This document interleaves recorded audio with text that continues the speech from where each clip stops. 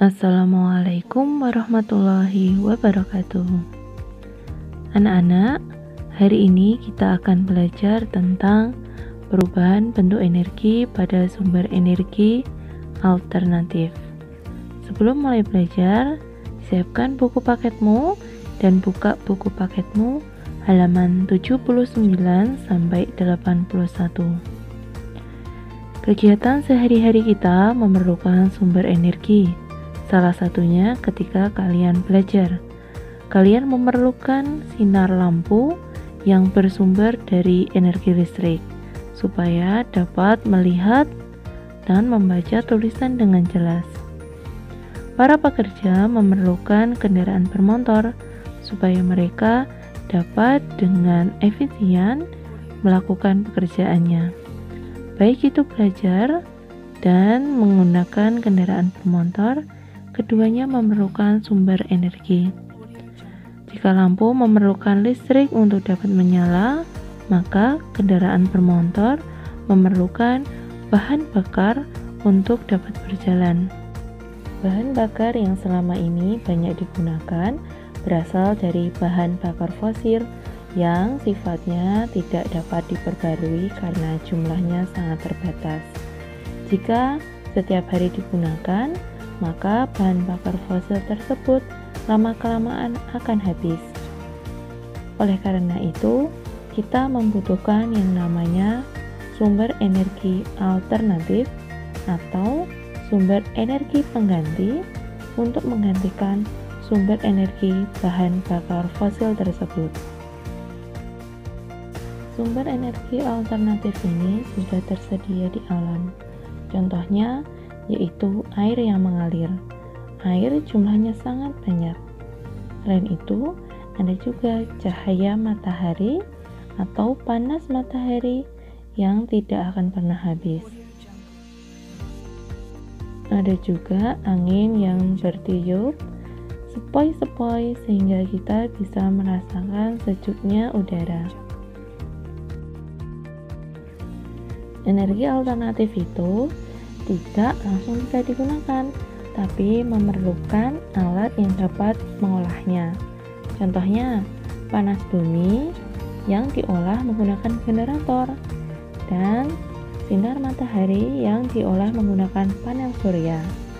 Angin yang dapat dirubah menjadi energi listrik menggunakan kincir angin, serta air yang dirubah menjadi energi listrik menggunakan kincir air. Berikut ini energi alternatif yang ada di muka bumi ini. Yang pertama, angin, panas bumi, gelombang laut, air, biofuel, dan matahari. Keenam, energi alternatif ini jumlahnya sangat banyak. Yang pertama yaitu matahari. Panas matahari dapat dirubah menjadi pembangkit listrik, yaitu menggunakan alat yang dinamakan panel surya. Panel surya biasanya dipasang di atap rumah.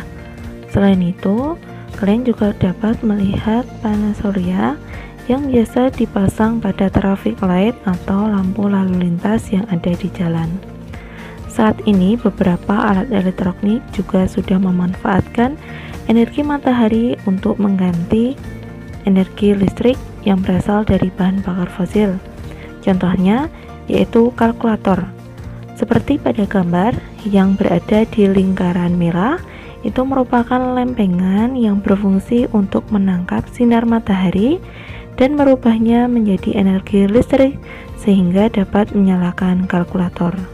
Energi alternatif yang kedua yaitu energi panas bumi, atau disebut juga dengan energi geotermal. Energi panas bumi ini berasal dari pusat bumi, yaitu dari bebatuan yang sangat panas. Proses pembentukan dari panas bumi menjadi energi listrik ini memerlukan alat yang disebut dengan generator. Prosesnya berawal dari panas bumi yang memanaskan air. Air tersebut kemudian akan menghasilkan uap air. Uap air inilah yang menggerakkan turbin pada generator sehingga generator dapat merubah panas bumi menjadi energi listrik. Hasil olahan dari energi panas bumi menjadi listrik ini yaitu berupa pembangkit listrik tenaga panas bumi atau yang disingkat dengan PLTP. Energi alternatif selanjutnya yaitu angin. Angin biasanya dimanfaatkan untuk menggerakkan perahu layar yang berlayar di laut. Hasil dari olahan energi alternatif angin ini berupa energi listrik yang memanfaatkan kincir angin untuk mengubahnya.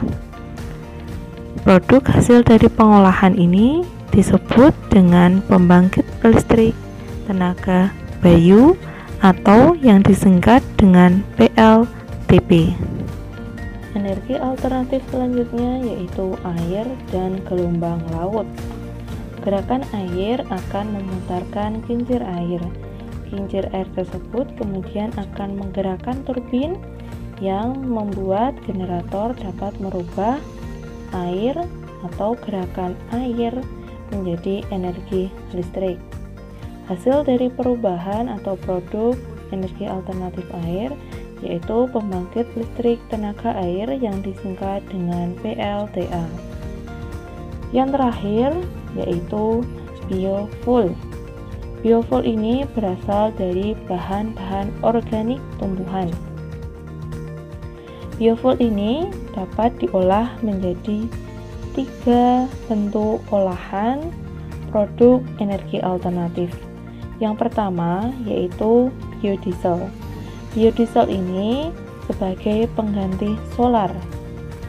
Biodiesel dapat dibuat dari bahan berupa biji-bijian seperti biji dari buah jarak, biji dari bunga matahari, biji dari buah kelapa sawit, kacang tanah, dan juga kedelai. Yang kedua yaitu bioetanol. Bioetanol ini sebagai bahan pengganti dari bensin. Bioetanol dapat dibuat dari ubi, singkong, sagu, dan biji jagung. Kemudian yang terakhir yaitu biogas.